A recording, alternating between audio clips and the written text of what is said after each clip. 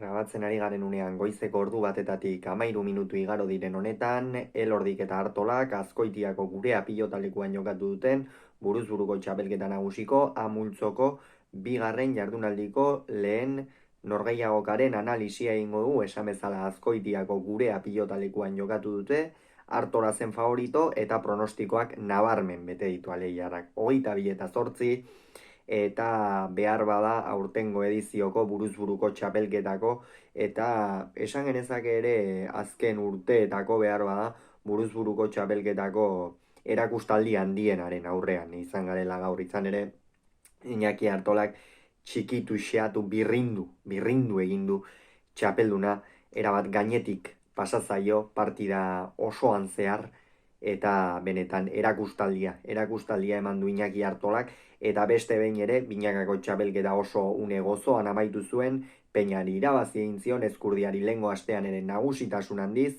eta gaurkoan berretsi du sekulako sasoian dagoela, bai kolpez, teknikoki ere ikeragarri aurreratu du Iñaki Artolak, eta horrek gaurko norgehiagokan ere lagundu dio egin handi batean, eta benetan hitzak jartzeko ere zaila den norgehiagoka horietako bat jokatu du Artolak. Goitik bera, dena ongi egin du, dena egoki, eta benetan nik uste ezin dela asko hobeto jokatu.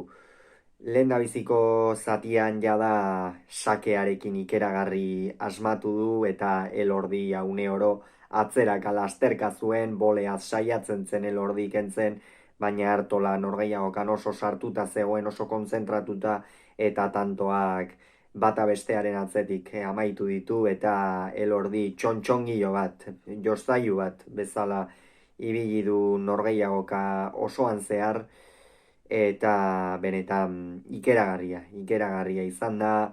Elordik ere horixe aukerak zituenean saiatzen zen, baina Artola haintzen nagusia hainbeste inposatzen zion atzera joatea, bolea sartu, 7. kuadrotik aurrera lasterka egin eta gero nekatuta iristen zen, eta hurrengo pilotakadan Artola fresko zegoen, eta berriz ere eman egiten zion, eta lehen zatia benetan nagusitasuna ikeragarria izan da, bigarrenean bezala. Bigarrenean ere gainera esan genezake ezker gantxoarekin eta boleaz eta tanto ederrak amaitu dituela, baina ia une oro Artola bigarren kuadrotik aurrera eta Aitor Elordi 5. kuadrotik atzera. Ikusi dugu Elordiera bat defentsan, aukera oso gutxirekin aurreko kuadroetan, gainera hasierako tantoak Artolak galdutakoak izan dira, eta 17 eta 2 ipini da aurretik.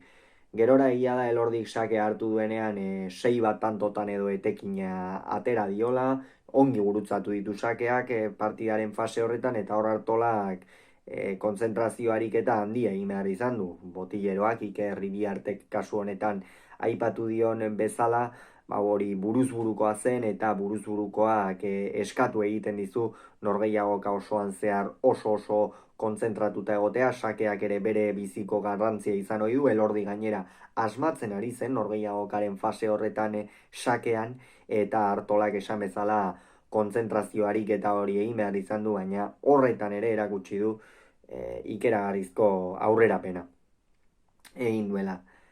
18 eta 8 ipini da azkenerako, eta hortikan aurrera berriz ere sake hartu duenean bikain gurutzatu du, tantoak bikain amaitu ditu, eta hortxe amaitu da norgehiagoka. Ia esan Artolak dena egin du perfecto, kolpez fresko dago, boleaz geroz eta gehiago bihurritzen du, tantoak ere amaitu egiten ditu ezker airearen bitartez, ezker zeharren bitartez aurkariari oinetara jokatzen dio, pilota atzeratu eta gainera atzeratu bakarrik ez gurutzatu egiten du, sakean sekulako abiadura ematen dio, eta benetan Iñaki Artola sekulako unean dago, eta jada gainera final erdietan. Horrek esan nahi du Zabalaren aurkako norgehiagoka, ziur aski jokatuko du, baina baita ere ziur aski ez orain arteko presio horrekin, Peñaren aurkako norgehiagoka muturreko presioa zuen norgehiagoka zen Artolarentzat, Ezkurdiaren aurkakoa jada edozer gerta zitekeen, baina sekulako maila erakutsi zuen, goitik bera gainetik pasa zitzaion, gaurkoan ere txapeldunari gainetik pasa zaio, eta ikusgarria benetan Iñaki Artola egiten ari dena. Hauxe beraz, norgehiagoka honen inguruan esan beharrekoa, hurrengoan gehiago izango duzue, bitartean ongi izan agur.